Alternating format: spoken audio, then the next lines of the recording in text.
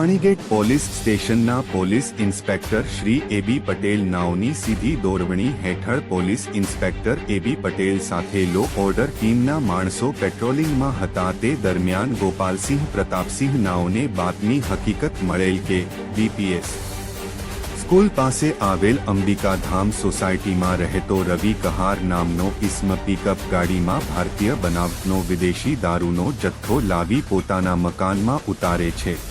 જે બાતમી હકીકત આધારે રેડ કરતા એક ઇસ્મને ગેરકાયદેસર અને વગર પાસ પરમિટે ભારતીય બનાવટના વિદેશી દારૂના કાચની તથા પ્લાસ્ટિકની બોટલ નંગ 1268 કિંમત 2,62,300 રૂપિયાના પ્રોહી મુદ્દામાલ સાથે પકડી પાડી પાણીગેટ પોલીસ દ્વારા કાયદેસરની કાર્યવાહી કરવામાં આવેલ છે। તંત્રી Shri Rakesh Valand, crime bulletin news.